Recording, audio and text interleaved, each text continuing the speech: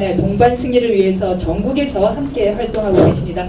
원유철 미래한국당 총괄 공동선거대책위원장의 인사 말씀이 있겠습니다.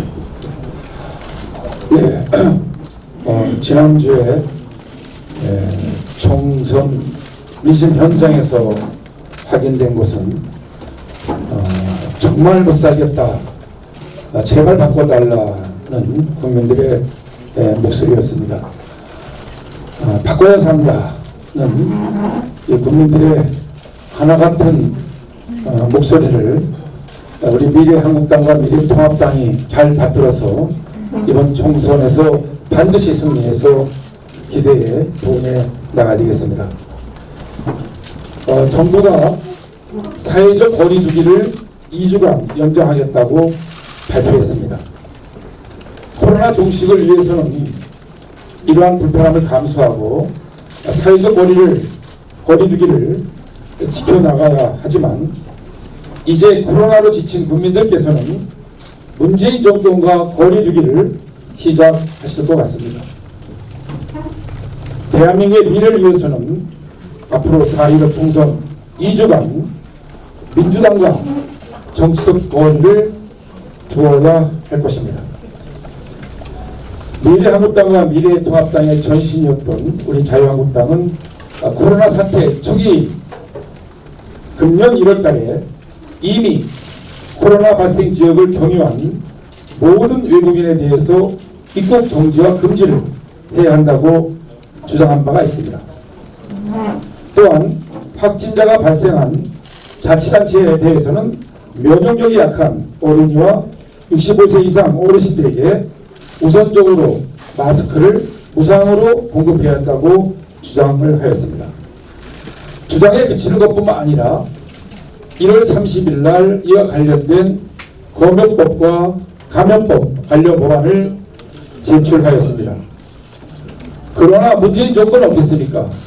문재인 정부와 민주당은 중국 눈치 보기에 급급하고 시큰둥 하더니 일주일이나 지나서야 중국인 입국 제한을 실시하였습니다.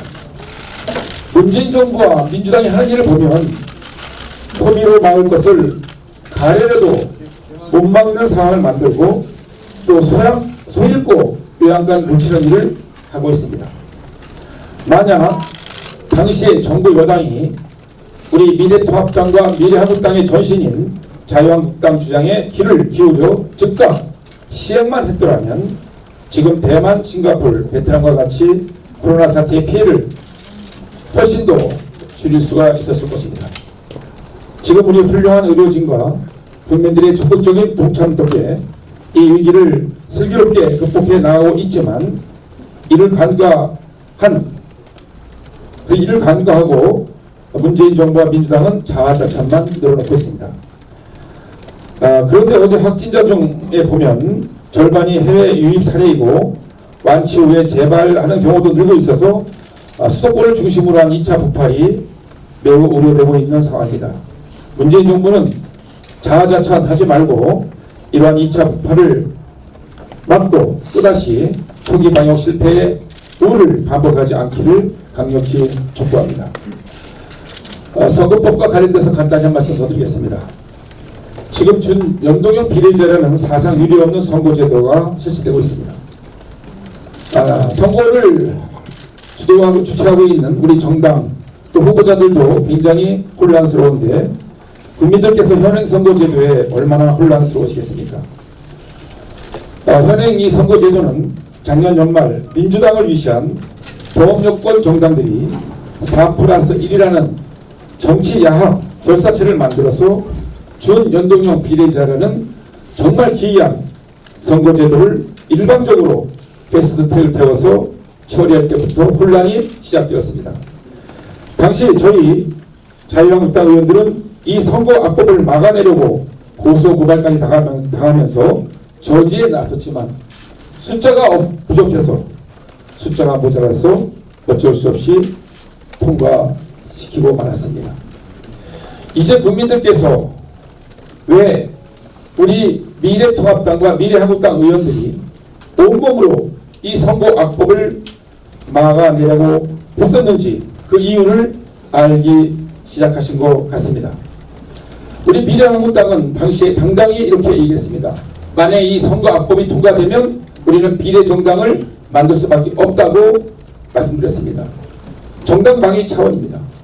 그렇지만 당시 비례정당의 출범을 비난하고 심지어는 당대표까지 고소했던 이 민주당과 정의당, 범여권 정당들은 슬그머니 조국 수호 1중대, 그것도 모자라서 2중대까지 만들고 있는 상황입니다. 비판하지 않을 수 없고 국민 여러분과 함께 이번 총선에서 반드시 승리해서 잘못된 선거악법을 바로잡도록 하겠습니다. 끝으로 선관위와 정부에 촉구합니다. 사상 초유의 상황인 코로나 사태 속에서 4.15 총선이 치러지고 있습니다. 국민의 투표권 행사가 위축되거나 박탈되는 불상사를 최대한 방지해야 합니다. 물론 투표소에서 최대한 감염을 막을 수 있는 방안을 마련하고 있습니다만 이러한 소극적인 조치보다도 더 적극적인 조치가 필요합니다. 재국민 선거는 50%가 넘게 소중한 투표권을 박탈당하고 말았습니다. 그런데 입원 또는 생활치료 입소자, 자가격리자 등에 대한 대책이 매우 시급합니다. 어제 대구시 발표에 의하면 대구에서 코로나19 확진 판정을 받고 병원에 입원 중인 환자와 자가격리자, 코호트 격리자 등 5천여 명이 선거에 사전에 거수 투표 신청을 하지 않아서 이번 4.15 총선에서 투표를 하지 못한다고 합니다. 안 그래도 선거운동이 제한돼서 가뜩이나 깜깜이 선거로 국민들의 알 권리와 선거 전체가 위축되어 있는데 사회적 거리두기 연장과 자가격리 조치 강화가 투표 포기로 이어지지 않을까 우려가 됩니다. 기존에 우리가 경험하지 못한 상황이어서 예비하지 못했지만 선관위와 정부는 어쩔 수 없다고 강 건너 불 보듯이 하면 절대 안 될 것입니다. 손 놓고 있지 말고 국민 한 분 한 분이라도 투표에서 소외되지 않게 특단의 대책을 강구해 줄 것을 강력하게 촉구합니다.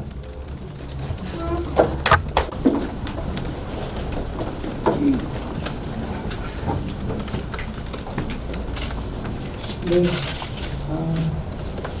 정말 이번 선거는 그야말로 김종인 위원장께서도 말씀하셨지만 조국 살리기냐 경제 살리기냐, 조국 부활이냐 민생 부활이냐 둘 중 하나를 선택하는 선거입니다. 지금 현재 총선 돌아가는 상황을 보면 집권 여당 민주당의 존재감은 거의 제로이다, 존재감이 없다, 이렇게 말씀드릴 수 있습니다. 그들에게 진보의 가치 이런 것도 없다고 봅니다. 정말 수많은 정권과 정당을 보았지만 이렇게 후한무치한 정권과 정당은 처음 봅니다. 이 더불어민주당이나 열린민주당은 우리가 알던 민주당이 아닙니다. 김대중의 민주당도 아니고 노무현의 민주당도 아니고 그리고 김근태의 민주당도 아닙니다. 김대중의 서민도 없고 노무현의 원칙도 없고 김근태의 민주도 없는 가짜 민주당입니다. 그래서 이번 총선의 오로지 키워드는 조국 살리기, 이것이 여당 총선 전략 키워드라고 보입니다. 조국 부활 세력이 모든 주도권을 쥐고 있습니다. 어제 동작을 찾아와서 저에게 온갖 독서를 하고 간 임종석 전 비서실장이 저는 그 대표적 인물이라고 봅니다. 임종석 비서실장이 아마 급하긴 급했나 봅니다. 얼마 전에 언론을 보니까 아이폰이 열렸다고 합니다. 그래서 급하긴 급한가 봅니다. 우리 당한테 이런 말 했습니다. 싸움뿐이다, 뭐 이런 말 했습니다. 맞습니다. 우린 불의에 맞서서 싸웠습니다. 저항했고 막아야만 했습니다. 지금 국민들께서 직면하고 있는 50cm에 육박하는 정당 투표용지, 어디가 어느 정당인지도 모르는 채 혼란스러워하는 유권자, 이 서로 자기가 위성 비례정당이라고 우기는 이런 총국에서 이 벌어지고 있는 거 저희가 막아야만 했었습니다. 또 이제는 공공연하게 이런 이야기합니다. 이 정권 나팔수 방송인 MBC와 짜고 지금 공수처 수사 1호 대상이 윤석열 총장이라고 협박하고 있습니다. 7월 공수처만 만들면 자신들의 그 소위 저희가 이야기하는 친문 비리 게이트 모두 묻고 갈 수 있다 이렇게 생각하는 것 같습니다. 결국 그렇게 하고 조국도 살려낼 수 있다 이렇게 생각하는 것 같습니다. 미래통합당 작년 내내 이런 정말 오만한 정권, 이런 자신들 밥그릇 챙기고 기득권 챙기는 정권하고 싸울 수밖에 없었습니다. 그리고 저희가 옳았다는 것 국민들께서 아마 선거법 앞에서 선거제도 앞에서 정말 절절히 느끼실 거라고 생각을 합니다. 이번 선거 국민들 밥그릇은 안중에도 없고 자신들 밥그릇에만 관심 있는 이 정권을 심판하는 선거여야 됩니다. 결국 이 코로나 위기 이후에 올 세계적인 대공황과 함께 올 대한민국의 경제를 올바르게 이끌어가고 국민들 밥그릇을 챙겨줄 미래통합당을 선택함으로써 저희 대한민국의 내일을 만들어갈 선거라는 것을 감히 말씀드립니다. 그리고 그 선거의 승리의 중심에는 바로 서울의 선거 승리가 있다는 말씀도 드립니다. 서울 지역 유권자 여러분들은 어느 지역 유권자 여러분들보다도 못지않게 대한민국의 미래에 대해서 큰 애정과 애국심이 있다고 저는 믿습니다. 우리 서울 지역의 현명한 유권자 여러분들께서 이제 대한민국의 내일을 준비하고 대한민국의 내일을 책임질 수 있는 미래통합당에게 많은 지지해 주실 거라고 믿으며 저희 서울 승리 확신합니다. 고맙습니다. 공중 공동선거대책위원장님의 말씀이 있겠습니다. 네, 을 있게 만드는 선거 전략으로 노골적으로 활용하고 있습니다. 정부의 코로나 위기 지원을 모두 선거운동에 활용하고 있습니다. 코로나 위기에 대한 자화자찬이 여권의 가장 큰 전략임을 숨기지 않고 있습니다. 지금이 자화자찬할 때입니까? 초기 대응을 잘못해서 1만 명 넘는 확진자가 생겼고 사망자도 이미 180여 명이 이르고 있습니다. 자화자찬은 돌아가신 분들에 대한 또 확진자에 대한 예의도 아닙니다. 더구나 아직 끝난 것이 아닙니다. 수도권의 확진자 수는 아직 계속 늘고 있습니다. 지금은 경계를 하고 대비를 해야 할 때지 선거에 득을 보려고 자화자찬을 할 때가 아닙니다.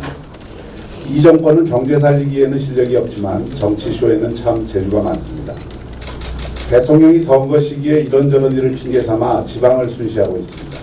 서해 수호의 날에 한 번도 참석 안 하다가 선거 앞둔 올해에만 참석하더니 4월 1일 구미를 방문하고 5일에는 신보기를 핑계삼아 강릉을 방문했습니다. 다 접전 지역입니다. 대통령의 교묘한 선거 지원입니다. 역대 대통령이 이런 일을 노골적으로 한 적이 없습니다. 남은 선거 기간 동안 문재인 대통령은 결과적으로 선거 지원이 될 수밖에 없는 이런 행보를 자제해야 합니다. 지난 지방선거에서 보여준 그 현란하고 집요한 선거 공작을 우리는 잊을 수가 없습니다. 검찰이 선거에 영향을 준다고 밀어놓았지만 이 또한 우리 국민들 입장에서는 억울한 일입니다. 이 정권이 민주주의의 근간을 파괴한 일을 어떻게 자행했는지 알고 투표에 임해야 하는데 그것을 감추게 되고 말았습니다. 최근 부정선거 비밀의 열쇠를 열어줄 휴대폰 암호가 풀렸다고 합니다. 실체적 진실이 꼭 규명되어야 합니다. 부정선거의 관련 당사자인 황운하 전 울산경찰청장을 대놓고 공천하는 이 정권의 위선과 가식이 반드시 밝혀져야 합니다. 여권이 총선 이후 할 일이 무엇인지 명확해졌습니다. 비례의성 정당 둘이 교섭단체를 만들어 그 힘으로 공수처를 완전히 장악해서 첫 번째 대상으로 윤석열 총장을 잡겠다는 의도를 노골적으로 드러내고 있습니다. 줄줄이 라임게이트 사건 등 줄줄이 늘어서 있는 권력형 비리게이트와 울산 부정선거 수사를 방해하겠다는 것입니다. 공수처를 넘기겠다는 것입니다. 진보의 지성인 최장집 교수가 말했듯이 한국 민주주의의 위기는 이 집권 세력의 도덕적 파탄에 있다고 한 진단이 전혀 틀리지 않습니다. 이런 상식과 합리, 민주주의와 삼권 분립의 공화주의를 유린하는 정권에 회초리를 들지 않으면 이 나라는 그야말로 친문 패권 세력의 나라로 전락하고 말 것입니다. 바꿔야 삽니다. 감사합니다.